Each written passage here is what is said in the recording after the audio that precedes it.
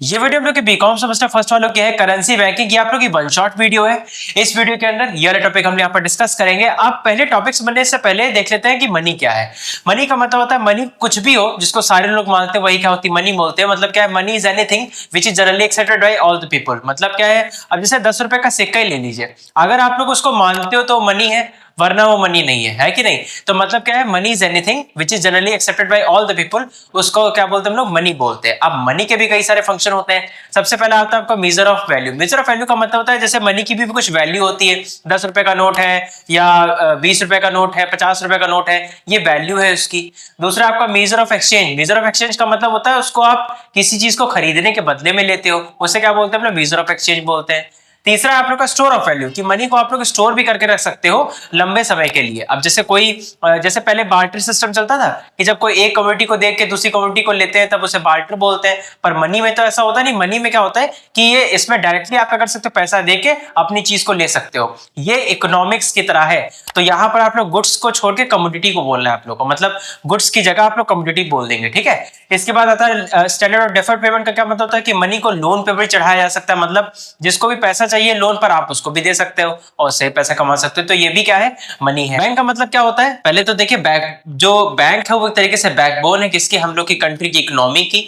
अब इसमें होता क्या है कि डिपॉजिट को एक्सेप्ट करते हैं और लोन को देते हैं। बेसिकली तो ये दो ही काम होते हैं बैंक के। बैंक के भी कई सारे फंक्शन होते हैं। सबसे पहला आता है एक्ट एज ए इंटरमीडिएटर। इसका मतलब होता है कि बैंक एक तरीके से बीच में वर्क कर रहा है। मतलब जैसे एक तरीके से आप हो गए, आपको कोई ट्रांजेक्शन करवाना है तो बैंक क्या करेगा, आपके बिहाफ पर क्या करेगा, ट्रांजेक्शन करवाएगा। यानी कि एक तरीके से इंटरमीडिएटर का काम कर रहा है वो, ठीक है। इसके बाद अगला आता है आपका इकोनॉमिक डेवलपमेंट। जैसे आपको पता है कि बैंक का काम क्या होता है, लोन को देना होता है। अब लोन को देने से क्या होगा कि कोई दूसरा आदमी अपना व्यापार शुरू करेगा, व्यापार शुरू करने से वो प्रोडक्शन करेगा, प्रोडक्शन करेगा तो वो क्या होगा, इकोनॉमी को डेवलप करेगा अपनी, ठीक है। इसके बाद अगला आता है आप लोग का कि कैपिटल फॉर्मेशन। कैपिटल फॉर्मेशन का मतलब है कैपिटल को बनाना, दोहरा करना, जैसे मल्टीप्लाई करना। जैसे कि बैंक क्या करती है, आपने कोई रुपए डाले उसको क्या करती है, वो दूसरे को लोन देके उसको डबल कर देती है। तो एक तरीके से क्या हुआ, वो कैपिटल फॉर्मेशन हुआ। इसके बाद अगला आता है आप लोग का सर्विस टू बिजनेस। देखिए बिजनेस को क्या क्या सर्विस मिलती है, जैसे चेक हो गई या इंटरनेट बैंकिंग हो गई या कोई सॉफ्टवेयर हो गया, ये बैंक क्या करती है, प्रोवाइड करवाती है, जिससे आप क्या कर सकें, उस ट्रांजेक्शन को या उस फैसिलिटी को यूज कर सकें। इसके बाद अगला आता है आप लोग का कि मोबिलाइजेशन ऑफ सेविंग, कि आपकी सेविंग की हैबिट को डलवाता है जिससे आप ज्यादा से ज्यादा पैसा सेव करो अपना। इसके बाद आता है facilitate foreign trade. Foreign trade का मतलब होता है कि अगर आपको बाहर से कोई सामान खरीदना है तो उसकी पेमेंट कौन करेगा, बैंक करेगा, क्योंकि आपके पास तो डॉलर नहीं है ना, लेकिन बैंक इंटरमीडिएटर है तो वो फॉरेन ट्रेड को करवा सकता है। बैंक के भी कई सारे टाइप होते हैं इंडिया के अंदर। सबसे पहले होता है सेंट्रल बैंक। सेंट्रल बैंक का मतलब आरबीआई यानी कि रिजर्व बैंक ऑफ इंडिया। क्या काम करता है, नोट को छापता है, सारी बैंकिंग सिस्टम को रेगुलेट करता है। कौन होता है, आरबीआई होता है, नहीं रिजर्व बैंक ऑफ इंडिया। दूसरा होता है आप लोगों का कॉमर्शियल बैंक। कॉमर्शियल बैंक का मतलब होता है कि जैसे आपको बताया था हमने कि जो डिपॉजिट एक्सेप्ट करे और लोन को दे, उसे क्या बोलते हैं हम लोग कि कॉमर्शियल बैंक बोलते हैं। लेकिन इनका वर्ड कॉमर्शियल का मतलब ही यही हुआ कि कुछ पैसा कमाने के लिए ही ये काम कर रहे हैं, ठीक। अब इनके भी कई सारे टाइप होते हैं। जैसे हो गया आप लोग का प्राइवेट सेक्टर बैंक, जैसे कि आप लोग के ICICI bank, yes bank, axis bank, HDFC bank, ये सब कौन होती है, प्राइवेट सेक्टर बैंक होती है। दूसरा हो गया आप लोग का पब्लिक सेक्टर बैंक, जैसे कि इंडियन बैंक हो गई, एसबीआई होगी, बैंक ऑफ बड़ौदा हो गई, पीएनबी हो गई, ये सब कौन होती है, पब्लिक सेक्टर बैंक होती है। तीसरा होता है आप लोग का रीजनल रूरल बैंक यानी कि आरआरबी। आरआरबी का क्या काम होता है, आरआरबी एक तरीके से गांव की बैंकें होती हैं। मतलब अगर गांव के विकास के लिए या गांव में लोग सेविंग ज्यादा करें और लोन लेके अपना व्यापार शुरू करें, उसके लिए कौन सी बैंक होती है, आरआरबी होती है। इसके बाद फॉरेन बैंक। फॉरेन बैंक का मतलब जैसे बैंक ऑफ अमेरिका हो गया, सिटी बैंक हो गया, या नेशनल ऑस्ट्रेलिया बैंक हो गया, ये सब कौन होती है, आप लोग की फॉरेन बैंक्स होती हैं। इसके बाद थर्ड टाइप की बैंक आती है आप लोग कोऑपरेटिव बैंक। कोऑपरेटिव बैंक का क्या मतलब होता है, देखिए कोऑपरेटिव बैंक जो होती है वो एक तरीके की नॉन प्रॉफिटेबल बैंक रहती है। मतलब इनका काम पैसा कमाना डायरेक्टली नहीं होता है, और साथ ही साथ ये छोटे बिजनेस या जो छोटे किसान होते हैं उनके लिए ज्यादा होता है। ये एक तरीके की नॉन शेड्यूल्ड बैंक होती हैं, मतलब आरबीआई के रूल्स एंड रेगुलेशन इनके अंदर नहीं लगते, ठीक। इसके बाद चौथा आ जाता है आप लोग का पेमेंट बैंक। पेमेंट बैंक के उदाहरण आप लोग कौन कौन से हो सकते हैं, जैसे पेटीएम पेमेंट बैंक हो गया, या एयरटेल पेमेंट बैंक हो गया, या जियो पेमेंट बैंक हो गया, ये कौन होती है, पेमेंट बैंक्स होती हैं। इसके बाद अगला आ जाता है हम लोग कि टाइप्स ऑफ बैंक अकाउंट कौन कौन से होते हैं। देखिए बैंक अकाउंट के भी बहुत सारे टाइप होते हैं, जैसे सेविंग अकाउंट जहां पर नॉर्मल हम लोग को क्या मिलता है, इंटरेस्ट रेट मिलता है, लेकिन इसमें लिमिट होती है कि आप उतना ही पैसा डाल सकते हो उतना ही निकाल सकते हो। ये क्यों बना, जिससे हम लोग की सेविंग की हैबिट बन सके, उसे क्या बोलते हैं हम लोग, सेविंग बैंक बोलते हैं। इसके बाद अगला आता है करंट अकाउंट। करंट अकाउंट का क्या मतलब होता है कि इसके अंदर कोई लिमिट नहीं होती है, ना ही कोई इंटरेस्ट मिलता है, बस इसमें क्या रहता है कि आप कितना भी पैसा डाल सकते हो, कितना भी निकाल सकते हो। ये ज्यादातर बिजनेसमैन लोग यूज करते हैं, ठीक। इसके बाद अगला आता है हम लोग का फिक्स डिपॉजिट अकाउंट यानी कि एफडी। एफडी का क्या मतलब होता है कि आप लोग कुछ पैसा एक साथ जमा कर दो और उसके बाद क्या मिलता है आपको, वो समय जब खत्म हो जाता है तब आपका पैसा मिल जाएगा और आपको हाई रेट ऑफ इंटरेस्ट मिलेगा, ठीक। इसके बाद रिकरिंग डिपॉजिट अकाउंट यानी कि आरडी। आरडी का मतलब थोड़ा कम लोगों ने सुना होगा। देखिए आरडी का मतलब क्या होता है, पहले एफडी का मतलब क्या है। एफडी का मतलब है 1 लाख रुपए एक साथ जमा कर दिए, वो क्या हो गया, एफडी हो गया। लेकिन अगर आपके पास 1 लाख रुपए नहीं है तो आप क्या करेंगे, आप क्या करेंगे, महीनों में भी पैसे दे सकते हैं अलग अलग, जैसे 10-10 हजार रुपए आपने हर महीने दिए, ठीक है। तो ये क्या हो गया आप लोग का आरडी। आरडी का मतलब क्या होता है, हर महीने भी आप पैसा जमा करवा सकते हैं और एक काम किसका करेगा, एफडी का करेगा, ठीक है। इसके बाद सैलरी अकाउंट। सैलरी अकाउंट का मतलब जो नॉर्मल एम्प्लॉय लोग का खुलता है। सैलरी अकाउंट के अंदर उनकी सैलरी क्या होती है, क्रेडिट होती है आके, उन्हें क्या बोलते हैं, सैलरी अकाउंट बोलते हैं, जिससे उनका मैनेजेबल थोड़ा अकाउंट हो जाए। अब बैंक जो आप लोगों ने टाइप देखे उनमें कुछ कुछ चीजें आप लोगों में बहुत काम की है। सबसे पहले आता है लोगों का कॉमर्शियल बैंक। कॉमर्शियल बैंक को हमने अभी आपको बताया था कि डिपॉजिट को एक्सेप्ट करे और लोन को दे। इसमें वो उनका काम क्या होता है कि आपका पैसा जो आपने डिपॉजिट किया है वो क्या करते हैं, इन्वेस्ट करते हैं, मतलब कि लोन के फॉर्म में इन्होंने इन्वेस्ट कर दिया, बाद में जिसने लोन लिया वो क्या देगा, इनको इंटरेस्ट देगा और ये हम लोग को थोड़ा सा परसेंटेज देंगे हम लोग के सेविंग अकाउंट के अंदर। ये कौन है आप लोग की, कॉमर्शियल बैंक। कॉमर्शियल बैंक के भी कई सारे फंक्शन होते हैं। सबसे पहला है आप लोग का प्राइमरी, दूसरा होता है सेकेंडरी। प्राइमरी के अंदर कौन कौन से होते हैं, प्राइमरी के अंदर पहला हो गया आप लोग का एक्सेप्टिंग डिपॉजिट, की डिपॉजिट को एक्सेप्ट करे। कैसे डिपॉजिट एक्सेप्ट करेगा, पहला करंट अकाउंट। करंट अकाउंट का मतलब होता है कि जहां पर कोई भी इंटरेस्ट ना मिले आप लोग को, उसे क्या बोलते हैं, करंट अकाउंट बोलते हैं। और ये ज्यादातर बिजनेसमैन लोग ओपन करवाते हैं। दूसरा हो गया आप लोग का fix deposit account. Fix deposit account का मतलब होता है जैसे एफडी हो गया। एफडी का मतलब होता है कि आप एक साथ पैसा सारा जमा कर दो और उसके बाद क्या मिले आपको, हाई इंटरेस्ट मिले। इसमें आप पैसे को बार बार निकाल नहीं सकते हो, एक बार डाल सकते हो। इसके बाद आप लोग का हो गया सेविंग अकाउंट। सेविंग अकाउंट का मतलब होता है कि जब आप कुछ लिमिट में पैसा जमा कर सको और कुछ लिमिट में ही पैसा निकाल सको। इसमें भी आपको इंटरेस्ट मिलता है लेकिन एफडी से कम मिलता है। इसके बाद दूसरा टाइप आ जाता है आप लोग का advancing of loan. Advancing of loan का मतलब बैंक आपको लोन भी देती है लेकिन किस किस टाइप से दे रही है। सबसे पहले आता है कैश क्रेडिट। कैश क्रेडिट का मतलब होता है जो लॉन्ग टर्म लोन होते हैं, जैसे शेयर पे लेना, डिबेंचर पे लोन लेना, जो एक साल से ज्यादा के लिए होते हैं उन्हें क्या बोलते हैं, कैश क्रेडिट बोलते हैं। दूसरा हो गया आप लोग का डिमांड लोन। डिमांड लोन का मतलब होता है कि ऐसे बिजनेसमैन जिनकी रेपुटेशन अच्छी है या जिनकी क्रेडिट वर्थनेस अच्छी है उनको लोन मिलेगा तो उनको क्या बोलते हैं, डिमांड लोन बोलते हैं। लेकिन डिमांड लोन के अंदर होता यह है कि बैंक जब भी चाहे तो वो अपने पैसे को रिकॉल कर सकती है, मतलब वो अपने पैसे को दोबारा मांग सकती है, उसे क्या बोलते हैं हम लोग, डिमांड लोन बोलते हैं। तीसरा हो गया आप लोग का short term loan. Short term loan का मतलब जो एक साल से कम के लिए रहे उसे क्या बोलते हैं हम लोग, शॉर्ट टर्म लोन बोलते हैं। जो हम लोग लेते हैं वो एक तरीके से क्या हुआ, शॉर्ट टर्म लोन लेते हैं। जो महीनों के लोन लेते हैं हम लोग, 3 महीना 6 महीना इस टाइप से जो लोन लेते हैं उसे बोलते हैं शॉर्ट टर्म लोन। इसके बाद अगला फंक्शन है सेकेंडरी फंक्शन। सेकेंडरी फंक्शन के अंदर क्या बैंक और भी काम करती है जो हम लोग को कुछ चीजें पता है कुछ नहीं पता है। पहला हो गया आप लोग को ओवरड्राफ्ट फैसिलिटी। ओवरड्राफ्ट का क्या मतलब होता है कि जब आप जो को मतलब एक लिमिट से ज्यादा पैसा जब निकाल लें तब उसे क्या बोलते हैं हम लोग, ओवरड्राफ्ट बोलते हैं। अब ये कैसे हो सकता है, देखिए अगर हमने 1 लाख रुपए की चेक फाड़ के दे दिया लेकिन मेरे खाते में 99,000 ही है, तो अब यहाँ पर क्या होगा कि जो 99,000 है बैंक क्या करेगा, बैंक तो फिर ये कहना चाहिए ना बैंक को कि आपके खाते में कम रुपए हैं, पेमेंट नहीं हो सकती है, लेकिन बैंक क्या करेगी, पूरी की पूरी 1 लाख की पेमेंट कर देगी उस इंसान को जिसको हमने चेक फाड़ के दिया है। अब आप लोग कहेंगे ये कैसे हो सकता है, देखिए ये तब हो सकता है जब आप लोग का करेंट अकाउंट हो, आप एक बिजनेसमैन हो और आपकी रेपुटेशन वहां पर बचाने के लिए बैंक क्या करती है, वो पैसा प्रोवाइड करवा देती है उस पर्सन को। बाद में क्या होता है, वही पैसे का जो इंटरेस्ट होता है वो बैंक आपसे वसूलती है, फ्री में कुछ काम नहीं होता। इसके बाद अगला होता है आप लोग का डिस्काउंटिंग बिल्स ऑफ एक्सचेंज का मतलब होता है, पहले बिल्स ऑफ एक्सचेंज समझिए। देखिए एक होता है सेलर, एक होता है बायर। ये लोग जब आपस में क्रेडिट का ट्रांजेक्शन मतलब उधार का कोई ट्रांजेक्शन करते हैं तो बदले में कुछ इनको लिखना पड़ेगा ना कि इतनी तारीख को ये इतना पैसा दे देंगे रिटर्न फॉर्म में, तो उसे क्या बोलते हैं, बिल्स ऑफ एक्सचेंज बोलते हैं। अब बिल्स ऑफ एक्सचेंज के अंदर एक तारीख लिखी होती है ना कि इतनी तारीख को ही पैसा देना है, लेकिन अगर सेलर को तारीख से पहले पैसा चाहिए तो अब यहाँ पर क्या होगा, यहाँ पर वो जाएगा बैंक के पास जाएगा, अपना बिल देगा, वो कहेगा ये बिल पकड़िए और आप अपना चार्ज काट लीजिए और बचे हुए पैसे हमको दे दीजिए। मतलब क्या हुआ, डिस्काउंटिंग बिल्स ऑफ एक्सचेंज। के बाद अगला आता है एजेंसी फंक्शन की बैंक एज ए एजेंट भी वर्क करती है। जैसे कि अगर हम मेरी कोई मान लीजिए ईएमआई है वो पे करनी, तो बैंक को हमने इंस्ट्रक्शन दे दिया कि आप इतनी तारीख को इतना पैसा ईएमआई को पे करते रहिए। तो ये क्या हो गया, एक तरीके से एजेंसी फंक्शन हो गया। अब एजेंसी फंक्शन भी कई टाइप के होते हैं। एक हो गया आप लोग का ट्रांसफर ऑफ फंड की फंड को इधर से उधर भेज सकता है आपके कहने पर। दूसरा हो गया collection and payment of various item. अब जैसे अगर मान लीजिए हमने चेक किसी को दिया तो वो पेमेंट करवाएगा, या चेक हमको मिला तो वो हमको पेमेंट करेगा। तो ये क्या है, collection and payment of various item. इसके बाद purchase and sale of foreign security या फॉरेन एक्सचेंज। इसका मतलब होता है कि जैसे अगर मान लेते हैं हम लोगों ने डॉलर खरीदा या कोई भी अदर करेंसी खरीदी, तो बैंक उसको खरीदने का और बेचने का भी काम करती है।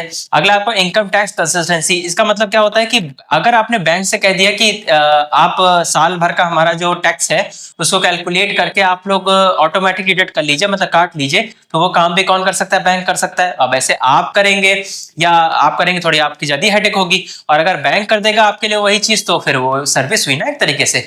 इसके बाद ट्रस्टी एंड एग्जीक्यूटर, मतलब बैंक के ऊपर आप भरोसा कर सकते हो, उसे क्या बोलते हैं, ट्रस्टी। और एग्जीक्यूटर का मतलब होता है कि आपके बिहाफ पर काम करेगा, तो उसे क्या बोलते हैं, एग्जीक्यूटर बोलते हैं। इसके बाद अगला आता है आप लोग का letter of reference. Letter of reference का मतलब होता है मान लीजिए हम इन्वेस्टर है, मेरे पास पैसा है और एक पर्सन वो जिसको वो पैसा चाहिए, तो बैंक क्या करेगा, उनको लिंक करवाने का काम करेगा।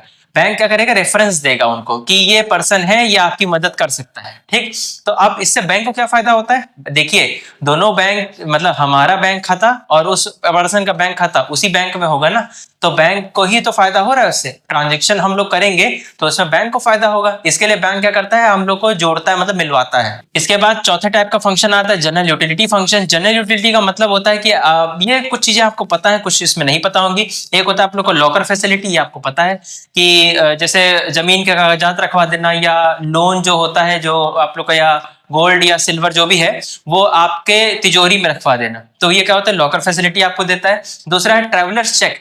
ट्रेवलर्स चेक तब इशू होता है जब आप किसी दूसरे देश में जाएं और आपके पास वो करेंसी ना हो, तो आप ट्रेवलर्स चेक के जरिए क्या कर सकते हैं, पेमेंट कर सकते हैं। लेकिन ये आज की डेट में बहुत कम हो गया क्योंकि ऑनलाइन पेमेंट गेटवे ने पूरा घेर लिया है सब कुछ। इसके बाद आता है letter of credit. Letter of credit का मतलब होता है कि इसमें बैंक लिख के देता है कि आपकी क्रेडिट वर्थनेस कितनी है, मतलब आप लोन ले भी सकते हो नहीं ले सकते हो, तो उसे क्या बोलते हैं, लेटर ऑफ क्रेडिट बोलते हैं। ठीक, इसको लेने से ये रहता है कि आप पता लग जाएगा ना दूसरी बैंकों की आप पैसे चुकाते हो कि नहीं चुकाते हो टाइम पे। इसके बाद आता है आप लोग का collection of statics. Collection of statics का मतलब होता है कि जैसे हम लोग के पासबुक में हमारे सारे ट्रांजेक्शन होते हैं, वैसे ही बैंक क्या करता है, सेम यही काम करता है कि वो स्टैटिक्स को आपकी बताता है, मतलब आपने कब कितना ट्रांजेक्शन किया है, किसको किया है, कितने टाइम पे किया है। ये क्या है, स्टैटिक्स है, मतलब डेटा है आपका। बैंक क्या करता है, इसको सुरक्षित रखता है और जरूरत पड़ने पर वो काम आता है। ठीक है, इसके बाद अगला आता है हम लोग का सेंट्रल बैंक। सेंट्रल बैंक का क्या मतलब होता है कि एपेक्स सुप्रीम, सबसे बड़ी बॉडी, मतलब इससे बड़ा कोई बैंक नहीं है। अब इनका काम क्या होता है, सारी बैंकिंग सिस्टम को रेगुलेट करना, ठीक, सबको इंस्ट्रक्शन देना कि क्या करना चाहिए क्या नहीं करना चाहिए, करेंसी को छापना, ये सारा काम कौन करता है, आरबीआई करता है। अब देखिए सेंट्रल बैंक के भी कई सारे फंक्शन होते हैं। सबसे पहला आता है करेंसी अथॉरिटी, यानी कि बैंक ऑफ इशू, कि वो नोट को छापता है। ठीक, यानी कि वो नोट तो छापता है लेकिन वो 1 रुपए के सिक्के, मतलब या सिक्के कोई भी हो, या 1 रुपए की नोट हो गई तो उसको कौन छापेगा, मिनिस्ट्री ऑफ फाइनेंस छापेगा। मतलब मिनिस्ट्री ऑफ फाइनेंस क्या करेगा, उसको पूरा छापेगा, सारा काम करेगा, मतलब गवर्नमेंट करेगी उसको काम। और बाकी जो बचे हुए नोट होंगे उसको कौन करेगा, करेंसी अथॉरिटी, मतलब यानी कि आरबीआई करेगी। इसके बाद आता है बैंकर टू गवर्नमेंट, कि जैसे हम लोग के लिए कौन सी बैंक होती है, कमर्शियल बैंक होती है, ऐसे ही गवर्नमेंट के लिए कौन बैंक है, आरबीआई है। मतलब गवर्नमेंट को लोन लेना तो कहां जाएगी, वो आरबीआई के पास जाएगी। इसके बाद बैंकर्स, बैंक एंड सुपरवाइजर, मतलब बैंकों का भी बैंक, और कौन, सुपरवाइजर, मतलब उससे भी बड़ा। अब यहाँ पर क्या आता है कि जैसे जो बैंक होती है उनको देखरेख करने का काम, उनको निर्देश देने का काम, मतलब इंस्ट्रक्शन देने का काम कौन करेगा, आप लोग के सेंट्रल बैंक करेगी, यानी कि आरबीआई करेगी। इसके भी कई सारे फंक्शन होते हैं। सबसे पहला आता है कस्टोडियन ऑफ कैश रिजर्व। इसका मतलब होता है कि कस्टोडियन ऑफ कैश रिजर्व का मतलब होता है कि कुछ पैसा ऐसे रिजर्व आरबीआई अपने पास रखती है, किसका, कॉमर्शियल बैंक का, जिससे आगे चल के अगर कोई दिक्कत आन पड़े तो फिर वहां से क्या दिया जाए, पैसा दिया जाए। कस्टोडियन का क्या मतलब होता है, सेफली आपका पैसा कहीं पर रखा हो, उसे क्या बोलते हैं, कस्टोडियन बोलते हैं। इसके बाद लेंडर ऑफ लास्ट रिजॉर्ट। इसका मतलब होता है कि जब कोई कॉमर्शियल बैंक अपने आखिरी पड़ाव पर रहती है, मतलब वो बैंकरप्सी पे आ जाती है या नुकसान हो जाता है उसको, तो पैसा लेने के लिए कहाँ जाएगी? आरबीआई के पास जाएगी, या वो कहेगी या तो आरबीआई हमको लोन दे दे या तो मेरे पैसे वापस कर दे। पैसे वापस कर देने का मतलब वही कस्टोडियन ऑफ कैश जो अपने पास रखे थे उन्होंने। इसके बाद आता है क्लियरिंग हाउस। क्लियरिंग हाउस का मतलब होता है कि जैसे हम लोग के अकाउंट का सारा सेटलमेंट और पेमेंट और सारा मैनेज करने का काम कौन करता है? Commercial bank. ऐसे कॉमर्शियल बैंक का भी खाता और सारा अकाउंट का सेटलमेंट कौन करता है? आरबीआई करती है, ठीक है। इसके बाद आता है आप लोग का controller of money supply and credit. Controller of money supply and credit का मतलब क्या होता है कि आप देखिए, मनी सप्लाई का मतलब हमने इस समय आपको थोड़ा पहले भी बताया था कि जो मनी जो आ रहा है, अगर मार्केट में ज्यादा पैसा आ गया तो यहाँ पर क्या करेंगे? उसको कंट्रोल करने की कोशिश करेंगे, या अगर कम आ गया तो भी कंट्रोल करने की कोशिश करेंगे। मतलब इक्विलिब्रियम पे लाने की कोशिश करेंगे, ना बहुत ज्यादा हो ना बहुत कम हो, बराबर होना चाहिए। Controller of money supply and credit के भी कई सारे टाइप होते हैं। एक होता है आप लोग का रेपो रेट। रेपो रेट का मतलब रीपर्चेज रेट। यहाँ पर क्या होता है कि जब कमर्शियल बैंक को रुपए चाहिए होते हैं तो किससे लोन लेगा? आरबीआई से लोन लेगा। तो जो रेट तय होगा, ब्याज दर तय होगा, उसको क्या बोलते हैं? रेपो रेट बोलते हैं। वही इसका उल्टा आप लोग का बैंक रेट का क्या मतलब होता है कि जब कमर्शियल बैंक अपना पैसा कहां पर रखें? आरबीआई के पास रखें, और जो ब्याज तय करें उसे क्या बोलते हैं हम लोग? बैंक रेट बोलते हैं। तो रेपो रेट का मतलब होता है कि जब कमर्शियल बैंक सेंट्रल बैंक से लोन ले, और दूसरा हो गया आप लोग का कि जब सेंट्रल बैंक आप लोग का कमर्शियल बैंक से लोन ले, तो उसे क्या बोलते हैं हम लोग? बैंक रेट बोलते हैं। अब देखिए जो आप लोग का आरबीआई है, आरबीआई नोट छापने पर ज्यादा फोकस नहीं करेगा। अगर उसके पास रुपए कम पड़ेंगे तो वो क्या करेगा? वो गवर्नमेंट की सिक्योरिटीज को बेच देगा, या कमर्शियल बैंक से क्या कर देगा? लोन ले लेगा, वो अपना काम चलाएगा, ठीक है। इसके बाद अगला आता है आप लोग का ओपन मार्केट ऑपरेशन। अब देखिए, ओपन मार्केट ऑपरेशन का मतलब होता है कि जो आरबीआई होता है उसको जब भी पैसे की जरूरत पड़ती है तो वो क्या कर सकता है? उसके पास ये अधिकार है कि वो गवर्नमेंट की प्रॉपर्टी को कभी भी बेच सकता है, ठीक। तो उसे क्या बोलते हैं? ओपन मार्केट ऑपरेशन बोलते हैं। और खरीद भी सकता है, बेच भी सकता है और खरीद भी सकता है, उसे क्या बोलते हैं? ओपन मार्केट ऑपरेशन बोलते हैं। इसके बाद अगला आता है आप लोग का लीगल रिजर्व रिक्वायरमेंट। इसका मतलब क्या होता है? देखिए, मान लेते हैं आपने 100 रुपए डिपॉजिट किए, 800 रुपए क्या कर दिए? लोन चढ़ा दिए। 200 रुपए क्या है आपके पास? रिजर्व पड़े हैं खाते में। मतलब एक तरीके से कहा जा सकता है कि आपके 1000 में से 800 रुपए किसी को लोन दे दिए गए हैं, 200 रुपए आपके खाते में पड़े हुए हैं, ठीक। तो ये जो 200 रुपए आपके खाते में पड़े हुए हैं, इसमें क्या होगा? ये 200 में से 100 रुपए कहां चले जाएंगे? आरबीआई के पास एज अ रिजर्व, जिसको क्या बोलते हैं? सीआरआर, मतलब कैश रिजर्व रेशियो बोलते हैं, ठीक है। और बचा हुआ जो 100 रुपए उसे क्या बोलते हैं? एसएलआर, मतलब लिक्विडिटी स्टैट्यूटरी लिक्विडिटी रेशियो। इसका मतलब क्या रहता है कि जब कमर्शियल बैंक वो पैसा अपने पास रखे तो उसे क्या बोलते हैं? एसएलआर बोलते हैं, ठीक है। तो ये आप लोग को मेरे डिफरेंस समझ में आ गया होगा। अब इसके बाद आता है आप लोग का मार्जिन रिक्वायरमेंट। मार्जिन रिक्वायरमेंट का मतलब क्या होता है? जैसे अगर मान लीजिए आपने 1 लाख का लोन चाहिए, आपके पास 1 लाख की कोई बिल्डिंग थी और आपको 1 लाख का क्या चाहिए? लोन चाहिए। तो आप यही तो करेंगे ना कि उस 1 लाख की बिल्डिंग को क्या करेंगे? गिरवी रखेंगे और बदले में लोन लेंगे। तो बैंक क्या करेगा? आपको उसके बदले में 80,000 ही देगा। मतलब 1 लाख का जब आप कोई सिक्योरिटी देंगे तो बदले में आपको 80,000 रुपए क्या बैंक दे रहा है? लोन दे रहा है। 20,000 जो बचे ना बीच में, उसे क्या बोलते हैं? Margin requirement. अब कुछ पैसा बैंकों को एक्स्ट्रा भी तो रखना पड़ता है। अगर मान लीजिए पैसा आप ना दे पाए तो ऐसे कैसे बैंक रिकवर कैसे करेगा? तो उसे क्या बोलते हैं? मार्जिन रिक्वायरमेंट बोलते हैं, ठीक है। अब ये मार्जिन रिक्वायरमेंट की जो रेट होती है, तय कौन करता है? आरबीआई तय करता है। उसके अब ये तय क्यों हो रहा है ये भी समझ लीजिए। अगर तय ना करे आरबीआई तो फिर कॉमर्शियल बैंक तो कितना भी पैसा बना सकती है। अब ऐसे तो बैंक जो कमर्शियल बैंक होती है वो कितना भी लोन देने लग जाए सबको। अगर ज्यादा लोन दे देंगे तो आपको पता है कि मनी ज्यादा हो जाएगा कहां पर? इकोनॉमी के अंदर। और अगर इकोनॉमी के अंदर मनी ज्यादा हो गया तो क्या बढ़ेगा? इन्फ्लेशन, यानी कि महंगाई बढ़ जाएगी। इसके बाद अगला आता है आप लोग का कि जो हम लोग का बैंकिंग सिस्टम है इंडिया के अंदर वो कैसे बना है। देखिए, आरबीआई हो गई, कॉमर्शियल बैंक हो गई, कोऑपरेटिव बैंक हो गई, या कोई भी डेवलपमेंट बैंक हो गई, ये जब आपस में मिली तब जाके क्या बना? हम लोग का बैंकिंग सिस्टम इन इंडिया बना। ये बैंकिंग सिस्टम इन इंडिया बनने का यही कारण था जिससे लोग की फैसिलिटी को ज्यादा दिया सके, बैंकिंग फैसिलिटी। अब देखिए अगला टॉपिक हम लोग का कि ई बैंकिंग या ई मनी। आप लोग इसको कुछ भी कह सकते हो क्योंकि इसके पॉइंट जो है वो एक दूसरे में काम आ जाते हैं। तो ई बैंकिंग यानी कि इलेक्ट्रॉनिक बैंकिंग, इसका क्या मतलब होता है? एक मॉडर्न वे जहां पर हम लोग अपने कोई भी ट्रांजेक्शन को वाया इंटरनेट के जरिए किसी के पास भी भेज सकते हैं।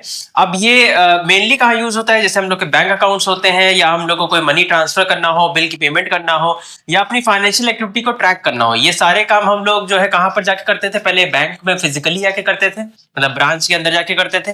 लेकिन यहाँ पर क्या है कि यहाँ पर आप सारे ट्रांजेक्शन को अपने मोबाइल में ही सारी चीजें क्या कर सकते हैं? मैनेज कर सकते हैं। और इसमें सिक्योरिटी भी ज्यादा होती है। अब ई बैंकिंग में भी कई सारे टाइप होते हैं। सबसे पहला आप लोग का ऑनलाइन बैंकिंग। ऑनलाइन बैंकिंग का मतलब जैसे कि आप वेबसाइट के जरिए सारे ट्रांजेक्शन को करें। आपने वो सुना होगा इंटरनेट बैंकिंग, जहां पर आपको एक आईडी और पासवर्ड मिलता है जिसके जरिए आप लोग लॉग इन करके अपने फंड को ट्रांसफर कर सकते हो। फंड मतलब मनी को ट्रांसफर कर सकते हो। दूसरा आप लोग का मोबाइल बैंकिंग। मोबाइल बैंकिंग का मतलब होता है कि सबसे कन्वीनियंट वे है जो हम लोग यूज करते हैं, जैसे गूगल पे या ऐसे कोई भी आप लोग ऐप को यूज यहाँ पर कर सकते हो जिसके जरिए आप मोबाइल के जरिए ही पैसे ट्रांसफर कर सकते हो। तीसरा आपका ऑटोमेटिक टेलर मशीन यानी कि एटीएम। ये तो सब लोग जानते हैं कि एटीएम का काम क्या है, कि पैसे को निकालना या पैसे को डालना, ये दोनों काम कर सकता है। अब देखिए ई बैंकिंग के भी कई सारे यहाँ पर इंपॉर्टेंस होते हैं या एडवांटेज होते हैं। सबसे पहला है आप लोग का हिस्टोरिकल रिकॉर्ड। अब जैसे अगर हम लोगों ने कोई भी ट्रांजेक्शन पुराना किया हो या नया करने वाले होंगे तो ये इन सबका क्या करता है, रिकॉर्ड करता है, जिससे आप लोग ट्रैक कर सके कि आपने कब कितना ट्रांजेक्शन किया है। दूसरा आप लोग का इंक्रीज सिक्योरिटी। इंक्रीज सिक्योरिटी का मतलब होता है कि सिक्योरिटी इसमें इनहेंस कैसे होती है, क्योंकि इसमें जिसको हम लोग पैसा भेजते हैं डेडिकेटेड, उसी को ही क्या करते हैं, पैसा जाता है। तो यहाँ पर क्या है, सिक्योरिटी पर्पज से भी बड़ी बढ़िया है, क्योंकि जिस पर्सन को हम भेजना चाहते हैं रुपए वो उसी के पर्सन के पास जा रहे हैं, कहीं बीच में कहीं इंटरप्ट नहीं हो रहा कोई भी चीज। तीसरा आप लोग का prevent fraud activity. Fraud activity का मतलब होता है कि अब जैसे फ्रॉडर क्या करते हैं कि वो पिन के जरिए हम लोग का क्या करते हैं, पैसा निकालने की कोशिश करते हैं। वहीं पर जो ई बैंकिंग होता है वो क्या करता है, ओटीपी का एक प्रिवेंटेशन देता है कि आपको जब तक ओटीपी आप उसको ना दें तब तक आपका पैसा नहीं निकलेगा। चौथा आपका इंस्टेंट पेमेंट। इंस्टेंट पेमेंट का मतलब होता है कि अगर हमको कहीं पर भी पेमेंट तुरंत करनी हो तो कैश में टाइम लगता है, बैंक से आप निकालोगे उसके बाद दूसरे को दोगे, लेकिन ई बैंकिंग में क्या होता है कि आप कोई भी ट्रांजेक्शन को तुरंत का तुरंत कर सकते हो। पांचवा को रिलायबल एंड ट्रस्ट। आप अपने ट्रांजेक्शन पर और अकाउंट पर क्या कर सकते हो, भरोसा कर सकते हो, क्योंकि यहाँ पर अब जैसे किसी को कैश में ट्रांजेक्शन करेंगे तो वहां पर एक डाउटफुल चीज होती है कि उसने करा है या नहीं करा है, लेकिन ई बैंकिंग में क्या आपके पास प्रूफ है उस ट्रांजेक्शन का जो आपने किया हुआ है। अब ई बैंकिंग के भी कई सारे यहाँ पर डिसएडवांटेज यानी कि खराबियां हैं। पहला है आप लोग का नेसेसरी फॉर इंफ्रास्ट्रक्चर, मतलब ई बैंकिंग को चलने के लिए भी एक प्रॉपर इंफ्रास्ट्रक्चर यानी कि कोई भाई मोबाइल ऐप होना चाहिए, कोई वेबसाइट होनी चाहिए, और उसी पर क्या हो सकता है, वो रन हो पाता है। लेकिन वहां पर कैश ट्रांजेक्शन में क्या होता है कि वो नॉर्मल फिजिकल एक फॉर्म है जो कहीं पर भी यूज करा सकता है, उसके लिए कोई हमको अलग से कोई चीज बनानी नहीं पड़ेगी। दूसरा आप लोग का ऑनलाइन स्कैम। ऑनलाइन स्कैम देखिए होने का चांस यहाँ पर ज्यादा होता है कि अब हो सकता है कि देखिए जैसे अगर मान लीजिए आपको खाते से पैसे निकालने हैं तो अगर आप कैश से निकालोगे तो आप प्रॉपर लाइन में जाके बैंक में मतलब लाइन में लगोगे तब लोगे जाके, लेकिन ई बैंकिंग में क्या रहता है कि यहाँ पर आपको केवल एक पिन डालना है, उसके बाद आपका पेमेंट हो जाएगा, या किसी और के पास आपका पिन चला जाता है तो वो भी पैसा क्या कर सकता है, निकाल सकता है, तो यानी कि स्कैम भी हो सकता है।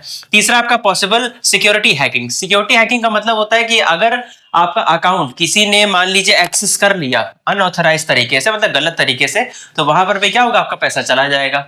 चौथा है आपका एरर। एरर का मतलब होता है कि यहाँ पर एरर कैसे आ सकती है, अब जैसे अगर मान लीजिए इंटरनेट बैंकिंग काम ना कर रही हो, सर्वर डाउन हो, तो यहाँ पर भी आपका पैसा क्या होगा, नहीं निकलेगा। अब देखिए अगला टॉपिक है कि क्रेडिट का मतलब क्या है। क्रेडिट का मतलब है कि एक एग्रीमेंट बनाना, किसके बीच में, लेंडर और बोरोवर के बीच में क्या बनाना, एक एग्रीमेंट बनाना। मतलब क्या हुआ आसान शब्द में कि जो लोन, एक तो लोन देने वाला दूसरा लोन लेने वाला, उन दोनों के बीच में कोई एग्रीमेंट होना चाहिए ना, उसे हम लोग क्या बोलते हैं, क्रेडिट बोलते हैं। क्रेडिट कब दिया जाता है, जब उसकी क्रेडिट वर्थनेस अच्छी हो। क्रेडिट वर्थनेस का मतलब होता है कि वो कितनी बार जब उसने लोन लिया होगा पहले तब वो पैसा क्या कर दिया, उसने चुका दिया, तो उसे क्या बोलते हैं, क्रेडिट वर्थनेस बोलते हैं। ठीक, ये तब ट्रैक किया जाता है कि जब आपने जब पुराना लोन लिया होता है उसकी हिस्ट्री को देखा जाता है कि आप लोन का रीपेमेंट कितना जल्दी कर देते हो। अगर आप डिफॉल्ट यानी कि आप पैसा रोक देते हो तो इसका मतलब है कि आपको फिर लोन नहीं देना चाहिए। इसी तरीके से क्या होता है, बैंकिंग सेक्टर क्या करती है, लोन देती है। अब क्रेडिट के भी कई सारे यहाँ पर फायदे यानी कि इंपॉर्टेंस होते हैं। पहला एक्सेस टू फंड, मतलब आपको जब भी फंड चाहिए तो आप ले सकते हो। अब ऐसे क्या होता है, आपके पास पैसा नहीं होता तो आप उस चीज को कर नहीं सकते, लेकिन अगर आपके पास क्रेडिट है तो आप कभी भी फंड को यानी कि पैसे को एक्सेस कर सकते हो। दूसरा आपका बिल्डिंग एक क्रेडिट हिस्ट्री, मतलब क्या है, आप ये भी देख सकते हो कि आपकी क्रेडिट हिस्ट्री कितनी है, मतलब आप कितना पैसा आपने उधार पर लिया था, कहाँ कहाँ यूज किया है, ये भी आप जान सकते हो। तीसरा इमरजेंसी फंड, अगर कोई भी अनसर्टेनिटी आ जाती है, कोई एक्सीडेंट या कोई भी चीज ऐसी हो जाती है तो वहां पर भी आपको जो क्रेडिट है वो आपको क्या कर लेगा, बचा लेगा, क्योंकि ये एक इमरजेंसी फंड है। ठीक, चौथा आप लोग का इकोनॉमिक ग्रोथ। इकोनॉमिक ग्रोथ का मतलब होता है कि पहले अब देखिए इकोनॉमी की ग्रोथ कैसे होती है, पहले तो बिजनेसेस से होती है। अगर ज्यादा बिजनेसेस होते हैं तो वहां पर क्या होता है, इकोनॉमिक ग्रोथ होती है। कि जैसे पहले आप लोग ने मान लीजिए लोन लिया, लोन लेने के बाद कोई बिजनेस को स्टार्टअप किया, मतलब शुरू किया, उसके बाद क्या हुआ, आपने कई सारे लोगों को एम्प्लॉयमेंट दिया तो लोगों को क्या मिला, फायदा मिला। ये क्या हुआ आप लोग का है ग्रोथ, मतलब क्या है, इकोनॉमी क्या हो रही है, ग्रोथ हो रही है, ठीक है। अब क्रेडिट के भी कई सारे खराबियां यानी कि लिमिटेशन या डिसएडवांटेज होते हैं। सबसे पहला है डेप्ट। डेप्ट का मतलब है कि आप कर्जे में फंस जाएंगे, ये सबसे बड़ा है कि डेप्ट ट्रैप में आप फंस जाएंगे, मतलब कर्जे के एक जाल में फंस जाएंगे। दूसरा आप लोग का इंटरेस्ट रेट, यहाँ पर आपको जितना आपने लोन लिया था उससे ज्यादा आपको इंटरेस्ट चुकाना पड़ जाएगा, तो ये भी आपके लिए एक नेगेटिव पॉइंट है। तीसरा आपका फीस। फीस का मतलब होता है कि उस लोन को सेटलमेंट करने के लिए या उस लोन को शुरू करने के लिए आपको कुछ लीगल फॉर्मेलिटी करनी पड़ती है, तो उसके लिए आपको फीस देनी पड़ती है। बीच बीच में कोई भी पेपर वर्क होता है तो उसमें आपको फीस देनी पड़ती है। चौथा है आप लोग का फ्रॉड। फ्रॉड का मतलब होता है कि अगर मान लीजिए कि कोई फ्रॉड या आइडेंटिटी थेफ्ट, आप कुछ भी बोल सकते हो, कि अगर आपका पैसा चोरी हो गया तो वहां पर बैंक तो आपको रिकवर करके देगी नहीं, वो तो आपको देना पड़ेगा ना, तो यहाँ पर एक ये भी रिस्क है। पांचवा आप लोग का लिमिटेड एक्सेस का मतलब होता है कि आप अपने फंड को कुछ समय के लिए ही एक्सेस कर सकते हो। जैसे अगर मान लीजिए हम 3 महीने के लिए लोन लिए हैं तो 3 महीने तक का मेरे पास वो पैसा है, लेकिन उसके बाद क्या करेगा, हमको चुकाना पड़ जाएगा वो पैसा। एक अगला टॉपिक है आप लोग का कि मनी क्रिएशन या क्रेडिट क्रिएशन क्या होता है। आपने सुना होगा कि बैंकें पैसे कमाती हैं आप ही के पैसे से, है ना, ऐसा सुना होगा आपने। अब इस चीज को प्रूफ करके देखते हैं। देखिए, मनी क्रिएशन का मतलब होता है जब कमर्शियल बैंक यानी कि SBI, PNB, bank of India, ये सब लोग अगर आपका पैसा पहले डिपॉजिट करें और आप ही के पैसे पर दूसरे को कर्जा देने लग जाए, तब उसे हम लोग क्या बोलते हैं, मनी क्रिएशन या क्रेडिट क्रिएशन बोलते हैं। इसमें 2 एजम्पशंस हैं, ध्यान दीजिएगा। एजम्पशन का मतलब टॉपिक को समझने के लिए हम लोग को एज्यूम करनी पड़ती हैं चीजें। जैसे पहला एजम्पशन क्या है, सारी बैंकें एक ही यूनिट है, मतलब कोई एसबीआई नहीं, कोई पीएनबी नहीं, कोई बैंक ऑफ इंडिया नहीं, सब एक ही बैंक है, और जितने भी ट्रांजेक्शन वो कौन कर रहा है, बैंक कर रहा है। तो सबसे पहला क्या है, सारी बैंकें एक ही यूनिट है और जितने भी ट्रांजेक्शन कर रहे हैं वो कौन कर रहा है, बैंक ही कर रहा है, ठीक है। यहां तक समझ में आ गया। एजम्पशंस को ध्यान रखिएगा, इसी पर आधारित है टॉपिक। देखिए, अब यहाँ पर शेड्यूल पे आते हैं कि मनी क्रिएशन को समझते हैं कि कैसे वो पैसा कमा रहा है। देखिए, 1000 रुपए यहाँ पर क्या है, डिपॉजिट है, ठीक। 800 रुपए यहाँ पर लोन पर चढ़ाए, 20% के हिसाब से तो 200 रुपए बने ना, 1000 का 20% 200 रुपया, तो 200 रुपए हमने क्या लिखे, रिजर्व रख लिए। मतलब एक चीज समझिएगा, 1000 रुपए डिपॉजिट किया, लोन पर चढ़ाया 800 रुपया, 200 रुपए क्या रखा, रिजर्व रखा। अब ध्यान दीजिए, जिसको हमने लोन दिया है वो क्या अपने पास पैसा रखा रहेगा, नहीं, वो खर्चा करेगा, और खर्चा करेगा तो वापस घूम के कहां आ जाएगा, बैंक के पास। बैंक के पास कितना आ गया, 800 रुपया। बैंक ने क्या किया, उस 800 रुपए को डिपॉजिट किया, मतलब देखिए उससे खर्चा किया ना, तो अल्टीमेटली जाएगा कहां पैसा, बैंक के पास जाएगा। तो बैंक पे कितना डिपॉजिट हुआ, 800 रुपया। बैंक ने क्या किया, 800 पर वापस से 20% रिजर्व रखा, मतलब 160 रुपया, और बचे हुए 640 रुपए कहां चढ़ा दिया, आपके लोन पे चढ़ा दिए, ठीक। अब फिर से वही प्रोसेस कि 640 रुपए वो फिर खर्चा करेगा दूसरा आदमी, और उसके बाद वापस से घूम के पैसा मेरे पास आ जाएगा, यानी कि वो 640 रुपए फिर मेरे पास वापस आ गए, और 20% वापस से यहाँ पर क्या चढ़ा, रिजर्व, यानी कि रिजर्व कितना हो गया, 128, और वापस से जितना पैसा 512 रुपया ये कहां पर चढ़ गया, लोन पर। अब ये प्रोसेस चलता ही जाएगा, लेकिन ये प्रोसेस कब तक चलेगा, कोई लिमिट तो होनी चाहिए ना कि कब तक आप पैसा कमा सकते हैं। ऐसे तो बैंकें बहुत अमीर हो जाएंगी। देखिए, आरबीआई ने ये गाइडलाइन दे रखी है किसको, कमर्शियल बैंक को, कि एक होता है लीगल रिजर्व रिक्वायरमेंट, जिसको बोलते हैं एलआरआर, ठीक है। लीगल रिजर्व रिक्वायरमेंट या लीगल रिजर्व रेशियो, 2 नाम होते हैं इसके, ठीक है। इसमें क्या होता है, देखिए आप कितना पैसा रिजर्व में रखेंगे ये कौन तय करता है, आरबीआई करता है, जैसे मैंने पहले ही बताया था। मान लीजिए कि आरबीआई ने कहा कि 20% पैसा आपको रिजर्व रखना है, ठीक। तो एक फॉर्मूला होता है जिसको बोलते हैं मनी मल्टीप्लायर। मनी मल्टीप्लायर का मतलब मनी को कितनी बार मल्टीप्लाई कर सकते हो, ठीक है। फॉर्मूला क्या है, 1/LRR। तो हमने क्या रखा, 1/20%, ठीक है। एलआरआर की रेट कितनी थी, 20 थी, तो हमने कितना रखा, 20% रखा। कितना आया, 5 टाइम्स, मतलब आप 5 दफा मनी को क्या कर सकते हैं, क्रिएट कर सकते हैं। तो यहां पर इतना समझ में आ रहा है कि नहीं आ रहा है। अब एक और चीज समझिए, कुछ लोग कहेंगे कि इसको कम कर दे या ज्यादा कर दे तो क्या होगा, इसके लिए भी हमने क्राइटेरिया बना के रखा है। अगर हम लोग कर दे 1/50%, तो हम लोग मनी को कितना क्रिएट कर पाएंगे, 2 टाइम्स। क्या मतलब हुआ, जितना एलआरआर की रेट ज्यादा होगी आप मनी ही उतना कम कमा पाएंगे। अब इसको आसान शब्द में समझिए, मान लीजिए आप पैसा, देखिए आप बैंक हैं और आपको अगर रिजर्व ज्यादा रखना पड़ रहा है, लोन पर कम देना पड़ रहा है, तो ये तो फिर आपकी ऐसी कंडीशन हो गई ना कि आप कम कमा पाएंगे। तो अभी के लिए क्या है, एलआरआर की रेट जितनी ज्यादा होगी मनी आप उतना ही कम कमा पाएंगे। अब एलआरआर की रेट को थोड़ा कम करके देखते हैं। एलआरआर की रेट को हमने कितना कर दिया, 1/15 कर दिया। अब 1/15 कर दिया तब क्या हुआ, तब इसका कुछ आंकड़ा कुछ इस टाइप से आएगा, 6.66 करके आएगा, ठीक है। अप्रॉक्स तो 6 ही होगा ना ये, तो यानी जब भी हम लोग जो आपका रिजर्व का रेट होता है उसको कम कर देते हैं तो हम लोग मनी ज्यादा कमा पाते हैं। इसे बोलते हैं क्रेडिट क्रिएशन या मनी क्रिएशन। जब आप ही के पैसे से बैंक कमा रही हो उसे क्या बोलते हैं, क्रेडिट क्रिएशन या मनी क्रिएशन। अगला टॉपिक हम लोग का कि इन्फ्लेशन क्या होता है। देखिए इन्फ्लेशन का मतलब होता है कि जब प्राइसेस बढ़ जाए तब उसे इन्फ्लेशन में जनरली कहते हैं, लेकिन कुछ फॉर्मल मतलब भी आपको जानना पड़ेगा तभी आप वहां लिख पाएंगे। देखिए जब हम लोग की परचेजिंग पावर होती है वो अगर हम लोग की कम होने लग जाती है तब उसे हम लोग क्या बोलते हैं, इन्फ्लेशन बोलते हैं। मान लेते हैं कि हम 10 रुपए की कोई भी चीज को खरीद सकते हैं, ठीक, अगर वही चीज 15 की हो जाए तो उसको हम अब नहीं खरीद सकते, यानी कि मेरी परचेजिंग पावर 10 रुपए की है और अगर वो 15 रुपए की हो जाती है तब उसको हम नहीं खरीद पा रहे, तो ये क्या है, एक तरीके का इन्फ्लेशन है। अब देखिए इन्फ्लेशन के भी यहाँ पर दो टाइप। पहला आप लोग का कॉस्ट पुश इन्फ्लेशन। इसका मतलब क्या होता है कि अगर मान लीजिए आपके प्रोडक्ट जो आप लोग बनाते हो उसकी अगर लागत ज्यादा होने लग जाए, मतलब उसको मेकिंग कॉस्ट उसकी अगर ज्यादा होने लग जाए तब उसे हम लोग क्या बोलते हैं, कॉस्ट पुश इन्फ्लेशन बोलते हैं। मान लीजिए हम कोई भी गुड्स को बना रहे हैं उसमें रॉ मटेरियल क्या था, महंगा था। अगर रॉ मटेरियल महंगा था तो रॉ मटेरियल की कॉस्ट और जो बनाने की कॉस्ट है वो सबको जोड़ जाड़ के क्या होगा, हम उसको बेचेंगे, है ना। तो यहाँ पर क्या है, उसको बोलते हैं कॉस्ट पुश इन्फ्लेशन। जब हम लोग की बनाने की जो लागत होती है वो क्या हो रही हो, ज्यादा हो रही हो। दूसरा आप लोग का डिमांड पुल इन्फ्लेशन। इसका मतलब क्या होता है कि जब डिमांड के बढ़ने से इन्फ्लेशन यानी कि महंगाई होने लग जाए। जैसे कि अब अगर मान लीजिए कोई भी चीज है वो कम है लेकिन उसकी डिमांड क्या हो रही है, बहुत ज्यादा हो रही है, तो वहां पर क्या होगा, उसकी प्राइस को बढ़ाना पड़ेगा जिससे वही लोग खरीद पाए जो फिर अमीर होंगे, जाहिर सी बात है। तो उसे हम लोग क्या बोलते हैं, डिमांड पुल इन्फ्लेशन बोलते हैं, जहां पर कि कोई भी प्रोडक्ट अगर कम है तो वहां पर उसका प्राइस क्या करना पड़ेगा, बढ़ाना पड़ जाएगा, तो उसे बोलते हैं डिमांड पुल इन्फ्लेशन बोलते हैं। अब देखिए कॉजेस क्या क्या होते हैं इन्फ्लेशन के। सबसे पहला increase in population. Increase in population का मतलब होता है अगर मान लीजिए जो चीजें हैं वो यहाँ पर क्या है, कम है, और लोग क्या है अगर ज्यादा है तो वहां पर भी क्या होगा, इन्फ्लेशन होगा, क्योंकि वहां पर हमको फिर चीजें क्या करनी पड़ेंगी, महंगी करनी पड़ेंगी। दूसरा है डेफिसिट फाइनेंसिंग। डेफिसिट फाइनेंसिंग का मतलब होता है कि जब एक्सपेंडिचर आपके ज्यादा हो रहे हो और इनकम कम ही रह जाए तब वहां पर क्या बोलते हैं, डेफिसिट फाइनेंसिंग बोलते हैं। यहाँ पर भी क्या होता है, इन्फ्लेशन होता है कि लोग कमा नहीं रहे लेकिन खर्चा बहुत कर रहे हैं। तीसरा आप लोग का इंक्रीज इन गवर्नमेंट एक्सपेंडिचर, जो गवर्नमेंट के खर्चे ज्यादा बढ़ जाए। अब जैसे गवर्नमेंट के खर्चे कहाँ कहाँ बढ़ सकते हैं, जैसे रोड बना दिया, डैम बना दिया, इन सब में गवर्नमेंट क्या होता है, खर्चा हो जाता है, तो वहां पर भी क्या हो जाता है, इन्फ्लेशन आ जाएगा, क्योंकि गवर्नमेंट के पास अगर सफिशिएंट पैसा नहीं होगा तो वो हम लोग के डेवलपमेंट के काम के लिए नहीं काम कर सकती वहां पर, है ना। चौथा आप लोग का राइजिंग प्राइस ऑफ इंपोर्ट। इसका मतलब क्या होता है कि आप जब बाहर से चीजें, मतलब इंटरनेशनल, मतलब बाहर के देशों से अगर आप चीजें ज्यादा खरीदने लग जाते हो तब भी क्या होता है, इंपोर्ट होता है।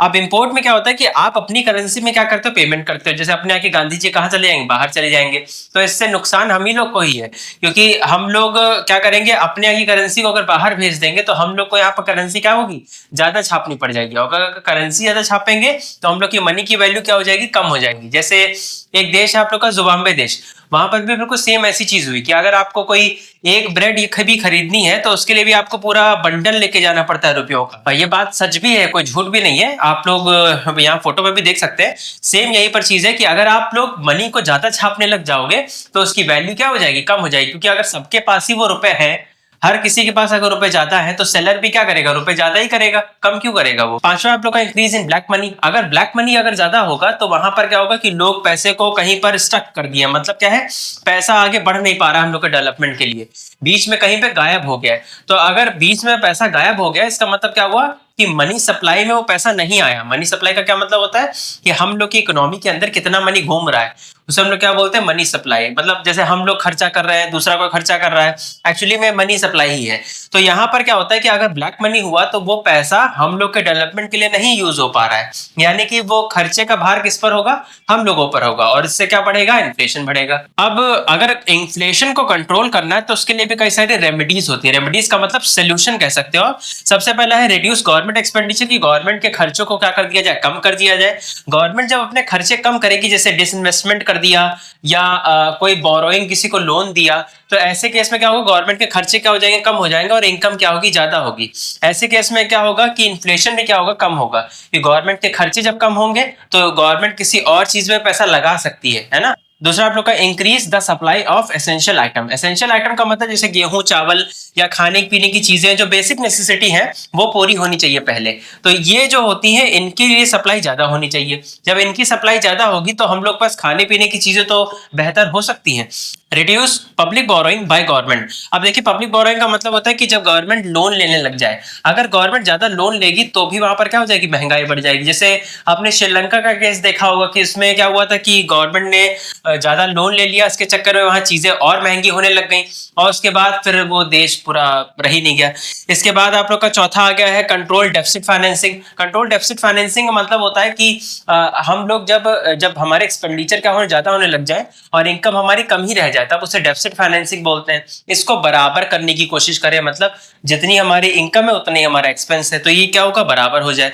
इसके बाद पांचवा आ जाता है एक्सप्लोर न्यू एनर्जी सोर्सेज, जैसे कि विंड एनर्जी हो गया, सोलर एनर्जी हो गया, हम लोग को इस पर रिलाय होना चाहिए, जिससे इस पे अब देखिए एनर्जी को प्रोड्यूस करने में भी तो कॉस्ट जाती है, तो वहां पर ये कॉस्ट क्या हो जाए, कम हो जाए। छठा है आप लोग का पॉपुलेशन कंट्रोल। सबसे मेन फैक्टर है इन्फ्लेशन का कि अगर पॉपुलेशन अगर हम लोग कंट्रोल कर ले गए, कुछ इसके लिए स्कीम या पॉलिसी लेकर आए जिससे लोग पॉपुलेशन क्या करें, कंट्रोल करें और वहां पर चीजें भी क्या फिर हम लोग ज्यादा बना सकें। अगला टॉपिक आप लोग का कि आरआरबी क्या होता है। आरआरबी का मतलब होता है रीजनल रूरल बैंक। पता है कि गांव में बैंक ज्यादा खोल सके तो उसे हम लोग क्या बोलते हैं, हम लोग आरआरबी बोलते हैं। ये एक तरीके की शेड्यूल बैंक होती है गवर्नमेंट के द्वारा ओन करी हुई। तो आरआरबी के अंदर भी कौन कौन से यहाँ पर इंपॉर्टेंस होते हैं। सबसे पहला है आप लोग का to provide loan for backward areas. Backward areas का मतलब जो पिछड़े वर्ग होते हैं, जिनके पास चीजें नहीं हो पाती अच्छे से या जो गरीब हो, उनको क्या कराया सके, लोन दिया जा सके। उनको लोन दिया जाएगा तो वो फिर कुछ व्यापार शुरू करेंगे, आगे अपना काम शुरू करेंगे और फिर उनको मुनाफा होगा। दूसरा आप लोग का to opening branches in rural areas. मतलब क्या है कि अगर गांव में बैंक ज्यादा खुलेंगे तो लोग क्या करेंगे, अपना पैसा बैंक में रखेंगे और लोन लेंगे, जिससे वहां की इकोनॉमी डेवलप होगी।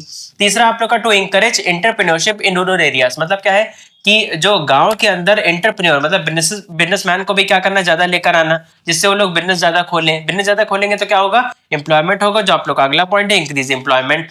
चौथा आप लोग का सेविंग हैबिट। सेविंग हैबिट का मतलब होता है कि गांव में जब बैंकें होंगी तब लोग क्या करेंगे, ज्यादा से ज्यादा पैसा सेव करेंगे। ये सेव करने से फायदा क्या होगा, बैंक को फायदा होगा कि वो आगे चल के लोन चढ़ा पाएगी और जो मतलब नॉर्मल इंडिविजुअल है उनको फायदा ये होगा कि बाद में कोई इंटरेस्ट भी मिलेगा उस चीज का और आगे अगर कोई भी फ्यूचर में कोई दिक्कत आ जाती है तो फिर वो इससे पेमेंट कर सकते हैं। इसके बाद देखिए अगला टॉपिक है कि पोस्टल बैंकिंग क्या होती है। पोस्टल बैंकिंग का मतलब आपने देखा ही होगा, जो आप लोग के डाकघर होते हैं, इंडियन पोस्ट, तो ये पोस्टल बैंकिंग की कैटेगरी में आते हैं।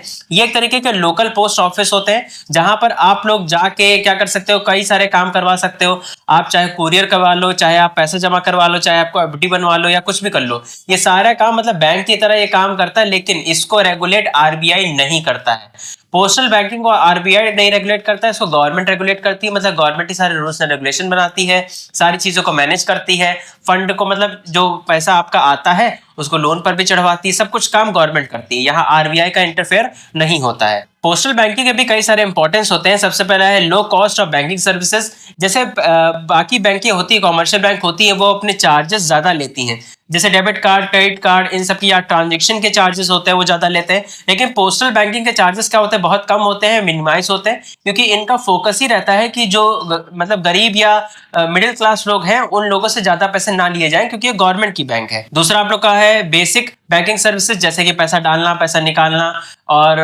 एफडी का काम करवाना, मतलब एफडी बनवाना या कोई भी पार्सल को इधर से उधर भेजवाना, ये सारा काम कौन कर सकता है, पोस्टल बैंकिंग कर सकता है। तीसरा आप लोग का कंज्यूमर प्रोटेक्शन। कंज्यूमर प्रोटेक्शन का मतलब होता है कि जो भी हमारा पैसा उस बैंक पे रखा हुआ है वो कहीं पर जाएगा नहीं, ना ही कोई फ्रॉड होगा, क्योंकि ऐसे क्या होता है, प्राइवेट बैंक फ्रॉड कर भी सकती हैं अगर मान लीजिए उनका दिवालिया हो जाए, यानी कि बैंक करप्सी हो जाए, लेकिन यहाँ पर ये गवर्नमेंट की बैंक है तो यहाँ पे बहुत कम चांस है कि आप लोग का पैसा कहीं पर और चला जाए। चौथा आप लोग का है कि इकोनॉमिक ग्रोथ कैसे होगी। अब देखिए बाकी बैंकें भी आपको लोन दे रही हैं, पर अगर ये वाली बैंक अगर आपको सस्ते में लोन दे रही है तो आप इसका लोन लेके भी अपना कोई व्यापार शुरू कर सकते हो, उससे क्या डेवलप होगा, इकोनॉमी डेवलप होगी। पांचवा है आप लोग का है गवर्नमेंट रेवेन्यू। गवर्नमेंट रेवेन्यू का मतलब होता है गवर्नमेंट के लिए भी ये कमाई का एक जरिया है। जैसे गवर्नमेंट कहाँ से कमाती है, आपके टैक्सेस से कमाती है, लेकिन इसके अलावा बैंक जो मतलब गवर्नमेंट की ही ये बैंक है, तो आप अगर लोन लेते हो तो आप कुछ तो पैसा दोगे ना इंटरेस्ट के फॉर्म में, उसको वो क्या होगी, गवर्नमेंट के लिए एक इनकम होगी। इसके बाद अगला टॉपिक है कि फॉरेन एक्सचेंज रेट क्या है। फॉरेन एक्सचेंज रेट का मतलब बहुत ही सिंपल है, अगर $1 के बदले में हम लोग कितने रुपया देंगे तो वो क्या है, हम लोग का फॉरेन एक्सचेंज रेट है। मतलब एक करेंसी के बदले में दूसरी करेंसी को वैल्यू करी जाए तब उससे क्या बोलते हैं, फॉरेन एक्सचेंज रेट बोलते हैं। मान लेते हैं $1 की कीमत 80 है, तो यहाँ पर ये क्या है, फॉरेन एक्सचेंज रेट है कि इतने पर अगर हम $1 देंगे तो दूसरी तरफ वो हमको 80 रुपए दे, तो ये क्या है आप लोग का फॉरेन एक्सचेंज रेट है। लेकिन ये फॉरेन एक्सचेंज रेट क्या कम भी होती है और बढ़ती भी है, मतलब $1 की कीमत 80 भी होगी, 85 भी होगी, 70 भी हो जाएगी। तो ये कैसे हो रहा है, इसके लिए क्या बना आप लोग का फॉरेन एक्सचेंज रेट कैसे मेजर करते हैं। सबसे पहला है आप लोग का fix exchange rate system. Fixed exchange rate system का मतलब होता है कि कुछ चीजें ऐसी हो जो लगभग फिक्स्ड हो, जैसे गोल्ड है, सिल्वर है, प्रीशियस स्टोन है, जिनकी वैल्यू लगभग सेम रहती है, उसे क्या बोलते हैं हम, फिक्स्ड एक्सचेंज रेट सिस्टम। जैसे मान लेते हैं इंडिया के पास कितने टन सोना है, उसके हिसाब से इंडिया तय करेगी कि इंडिया के मतलब जो करेंसी का रेट है वो कितना होगा। ठीक, अब आप लोग ये ना कहिएगा कि अगर ऐसा है तो फिर कितना भी दिखा दो, उन लोगों को क्या पता, मतलब बाहर के देशों को क्या पता कि हम लोग पास कितना सोना है। ऐसा नहीं है, अगर आपके पास सोना नहीं है और आप लोग करेंसी की वैल्यू बहुत ज्यादा कर देते हो, मान लेते हैं $1 की कीमत आपने 80 से डायरेक्ट 40 कर दिया, तो फिर ऐसे तो फिर लग रहा है कि आपने कोई फ्रॉड करा है, क्योंकि अगर आपके पास इतना सोना होता तो आपकी देश फिर वो और विकसित होता। दूसरा आप लोग का फ्लेक्सिबल एक्सचेंज रेट सिस्टम, इसका मतलब होता है कि अब यहाँ पर क्या है, डिमांड और सप्लाई की वजह से क्या होगा, आप लोग का करेंसी का रेट अप या डाउन होगा। जैसे एग्जांपल के लिए आप लोग मान लीजिए कि आपने इंपोर्ट ज्यादा किया, यहाँ पर आप चीजें ज्यादा खरीद खरीद के ला रहे हो, तो आप यहाँ की करेंसी को क्या कर रहे हो, बाहर लेके जा रहे हो। ऐसे दूसरा मान लीजिए एक्सपोर्ट ज्यादा कर रहे हो, एक्सपोर्ट में तो फायदा हुआ कि आप जब यहाँ से माल ज्यादा एक्सपोर्ट कर रहे हो तो वहां की करेंसी आपको यहाँ मिल रही है, तो ये फायदा किसका हो रहा है, देश का हो रहा है। तीसरा आप लोग का manage floating rate. Manage floating rate के अंदर दोनों आते हैं, मतलब जहां पर गोल्ड और सिल्वर को भी देख के भी करेंसी रेट को तय करा जाए और डिमांड और सप्लाई को भी देख के करेंसी रेट को तय करा जाए। ये दोनों जब मिक्स हो जाते हैं तब क्या बन जाता है, मैनेज फ्लोटिंग रेट बन जाता है। अब देखिए अगला टॉपिक है कि फॉरेन एक्सचेंज मार्केट क्या होता है। फॉरेन एक्सचेंज मार्केट का मतलब होता है कि एक ऐसी प्रॉपर मार्केट जहां पर हम लोग करेंसी को खरीदते और बेचते हैं, तो उसे हम लोग क्या बोलते हैं, फॉरेन एक्सचेंज मार्केट बोलते हैं। ये भी दो टाइप की होती है, एक होती है स्पॉट मार्केट। स्पॉट मार्केट का मतलब होता है कि तुरंत का तुरंत खरीद बेच हो। ऐसा अगर मान लेते हैं कि एक ऐसी मार्केट जहां पर अभी जैसे मान लीजिए $1 की कीमत 80 है, तो अभी तुरंत का तुरंत अगर हम लोगों ने खरीद बेच लिया तो उसे हम लोग क्या बोलते हैं, स्पॉट मार्केट बोलते हैं, मतलब ऑन दी स्पॉट फैसला होगा।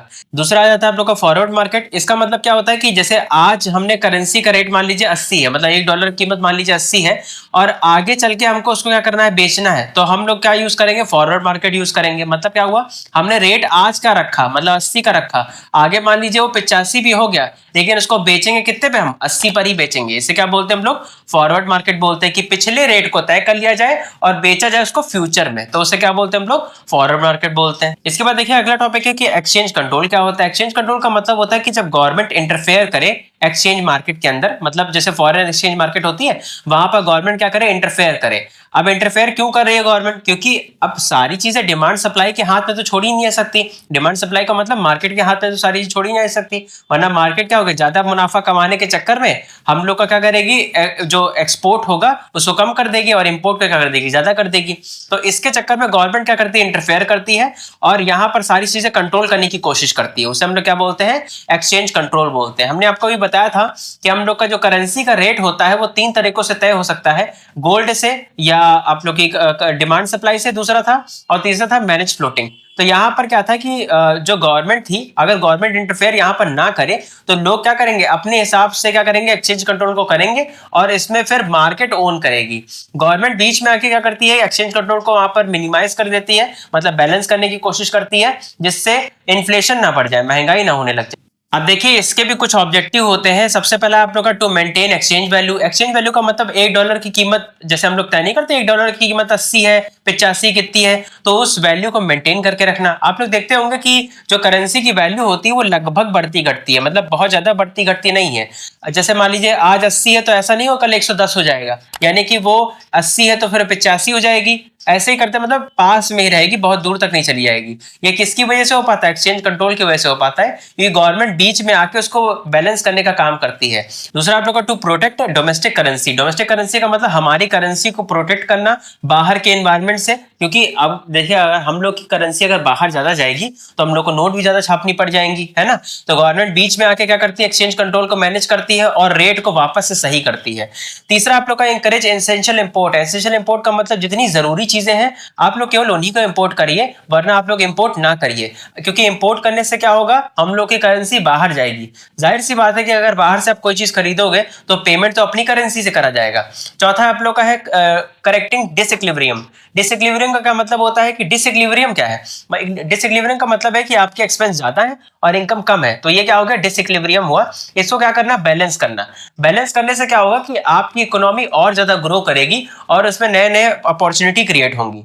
पांचवा वाले का फैसिलिटेट ट्रेड। फैसिलिटेट ट्रेड का मतलब होता है कि आप ज्यादा ज्यादा बिक्री करो, बेचने पे काम करो, एक्सपोर्ट ज्यादा करो, जिससे एक्सचेंज कंट्रोल भी और मैनेज हो पाए। अगला टॉपिक हम लोग का कि परचेजिंग पावर प्रायोरिटी, जिसको शॉर्ट में पीपीपी भी बोलते हैं, हॉरर नहीं है ये, आप समझिएगा। परचेजिंग पावर प्रायोरिटी का मतलब होता है कि आप जैसे मान लीजिए यहाँ पर हम लोग हैं इंडिया के अंदर, कोई हम लोग को ब्रेड खरीदनी तो 10 रुपए की पड़ती है, लेकिन वहीं अगर यूएस में जाए तो वही ब्रेड कितने की पड़ेगी? 25 रुपए की पड़ जाएगी। क्या मतलब हुआ? यहाँ पर परचेजिंग पावर प्रायोरिटी क्या है? ज्यादा है वहां के कंपैरिजन में। मतलब यहाँ पर चीजें लोग ज्यादा खरीद सकते हैं यूएस के कंपैरिजन में, क्योंकि वहां पर चीजें महंगी ज्यादा है पर यहाँ पर सस्ती ज्यादा है। लोग कहते हैं कि यूएस में जॉब कर लो, वहां पर और फायदा होगा, लेकिन आप लोग जितना वहां पर सैलरी कमा रहे हो उतना ही वहां पर खर्चा भी आपका हो रहा है, तो वो बैलेंस ही हो जाएगा ना।